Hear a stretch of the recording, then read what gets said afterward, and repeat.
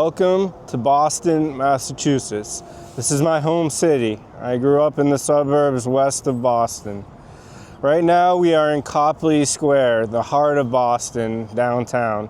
Behind me is the Boston Public Library, and on the other side here is the Trinity Church. Very old buildings here in Boston. Above here is the tallest building in Boston, the John Hancock. And also see the library again, and above it, behind, is the Prudential, another tall building here in Boston that's pretty famous. I'm here with a local tour guide here in Boston, and he also happens to be my dad. This is Rich, my dad, and he's gonna tell us a little about Boston. Welcome to Boston. We're standing in the middle of Copley Square. Copley Square was named after a very famous painter in the late 1700s and early 1800s, John Singleton Copley. Boston was founded in 1630, and we're actually standing on mudflats. And it wasn't until the probably middle 1800s where a lot of land in Boston was filled in. So right underneath us is a lot of water, and the buildings I'm going to point out, for the most part, have wooden timbers underneath it, or metal timbers, to keep the water out of the buildings. And periodically, the water level is checked to make sure that it's high enough so the wooden timbers do not rot. What Copley Square is famous for is its architecture. So right now, if you look behind to the right, that's Trinity Church. It was built in the 1870s, and it's a Richardsonian type of architecture. And you can tell by the different color bricks that were used. And again, underneath that, it's held up by wooden timbers. And if the water level ever drops, that church is in trouble. Right next to it is formerly it was called the John Hancock Tower, that was built in the 1960s. It's Boston's highest building. And if you notice, it was built so that the Trinity Church would reflect off of it, not be hidden by it. And it's most famous for when it was built, all the windows fell out, or many windows would fall out. And it took several years and redesign to make those windows stay in. And one of my first jobs in Boston was working on one of the higher floors in that building. I remember going to visit once or twice in there, and that was cool. So really just quite the contrast between old architecture and then newer Boston, basically, right?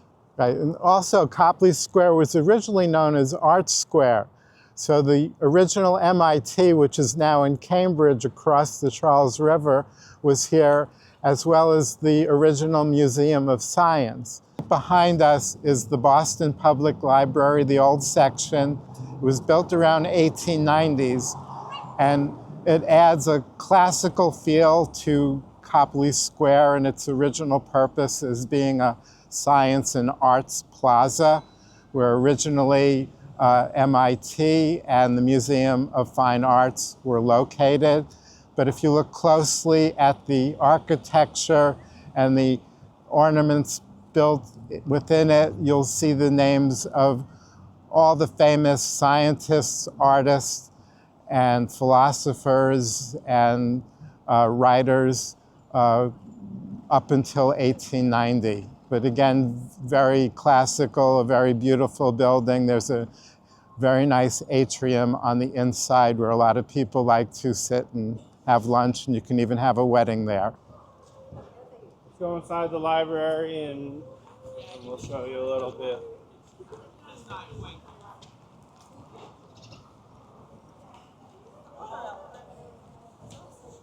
don't get hit by pigeons. Right.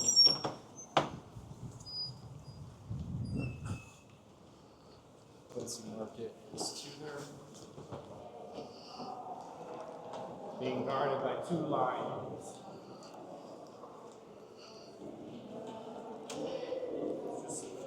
Just like being in a museum.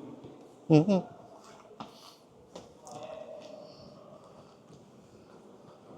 This is really cool. Yep. You can go up to the reading room. Like Italian architecture. Yep. The Italian paintings. Marble.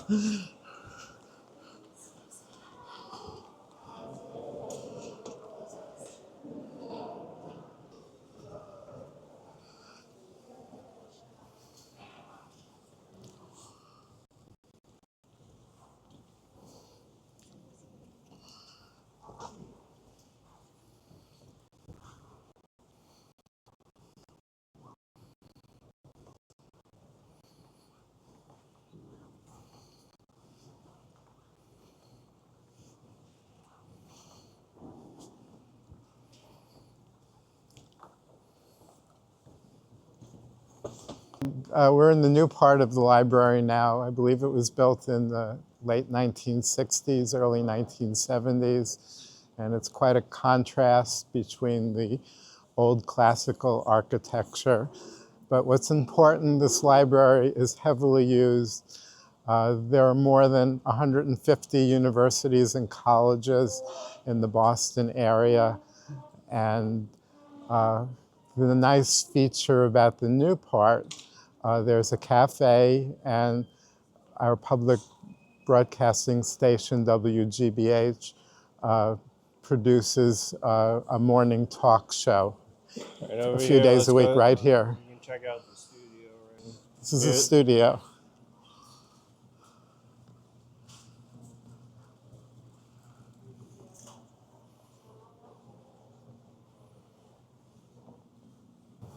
Hi, we're standing at the beginning of the Freedom Trail. It's a red line that cuts across downtown Boston and another section called the North End, and it connects a lot of historical sites. So if you come to Boston, the first thing you need to do to understand Boston and American history is to follow the Freedom Trail.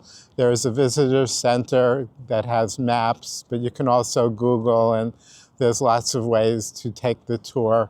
But it's quite interesting, and if you go all the way, it takes about 3 hours. It's about 3 miles, and you end up in a place called Charlestown on the other side of the Charles River, and that's where the USS Constitution, the oldest warship afloat around the world, and that was built in 1797, about the same time where our new State House was built. And this is kind of the main tour that you do, right? Right. Is the Freedom Trail. Freedom Trail tour, basically. Right. So you don't have to do the whole Freedom Trail, but just walking part of it and learning about part of it is cool. Here's the red line. In a very old church that dates back to, I believe, 1809. And if you look up at the steeple, that's actually the highest building in the early United States. And it was the highest building until Trinity Church was built in New York in the 1840s. And if you've ever sung My Country 'Tis of Thee, it was first sung in this church by a children's choir between 1829 and 1831. All right. A lot of churches here in Boston are definitely historic and something you should come check out when you're here. All right, guys. This is going to conclude the tour for today. Maybe we'll do some more later. But I want to thank my dad, Rich, for an awesome tour. What better tour guide than my dad, right? So we hope you guys enjoyed. And any last Last comments? No, it's time to go to the bathroom. All right, we're coming up to one of the entrances of the T, the metro system here in Boston. Goes the oldest metro system in the country. Definitely needs updating. Look how old this is right here.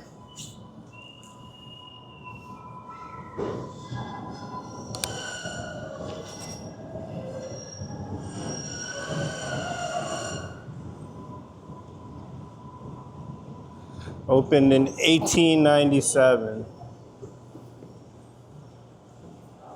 And it goes throughout Boston and the suburbs. This is how we got into Boston today. You can see it's kind of complicated. We're going on the green line. But see the map here.